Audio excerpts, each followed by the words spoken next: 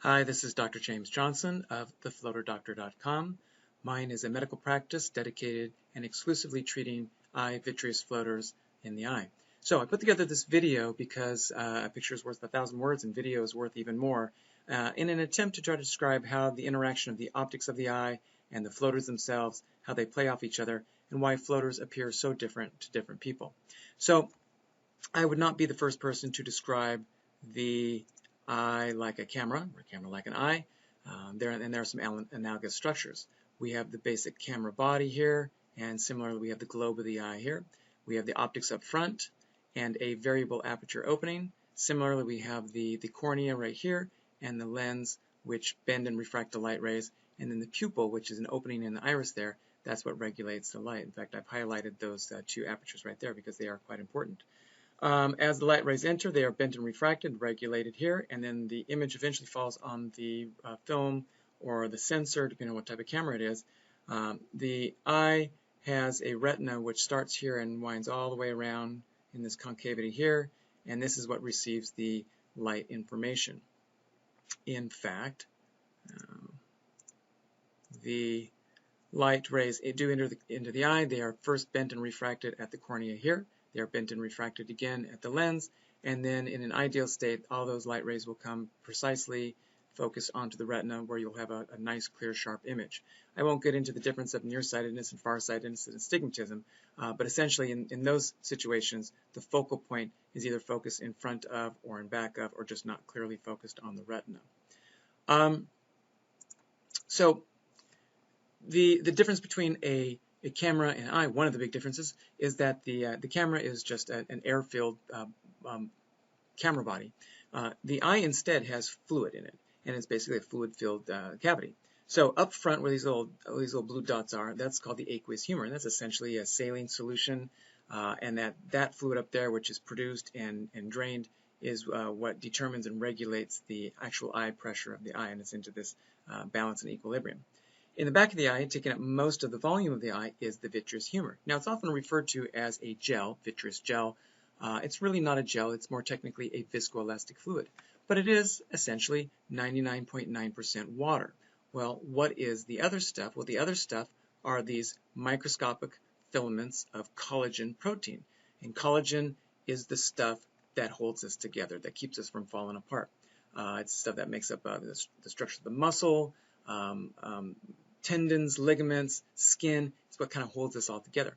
In the vitreous, it's sparse, it's distributed, and these are microscopically small, and they're scattered about, and really only 0.1%. So it doesn't make up much, and because they're so small, it is essentially invisible. You don't see it. Now, there are some differences in the shadows that can be formed. As the light enters the eye, these little densities here, we'll call that a prototypical floater. It's a small density within the vitreous. And when we have a small pupil up here, the light rays tend to enter fairly parallel to each other, and it tends to cast a long shadow with the edges of it fairly parallel to each other. On the other hand, if we have a very large pupil, as is the case in dim light, driving at nighttime, or in the case in my office here where I put drops in to dilate the pupils, you have the light coming in from a much broader source, and it tends to cast a cone-shaped shadow right here.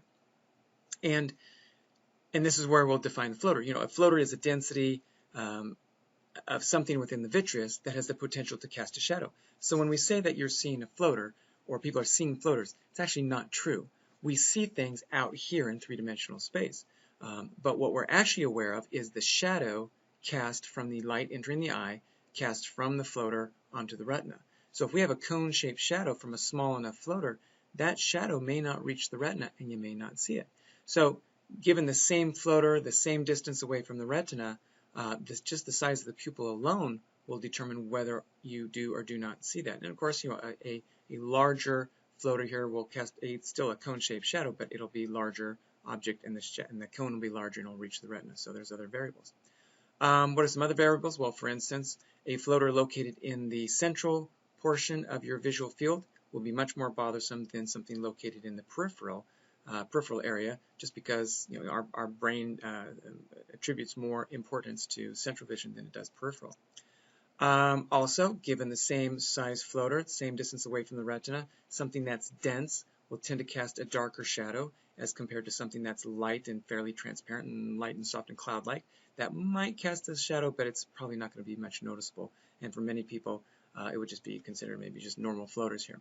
One last that I'll mention, although there's still some other variables, is the situation with younger patients who tend to have very small and microscopic floaters. So here's a blow-up of this back area here, the retina being this orangish structure here.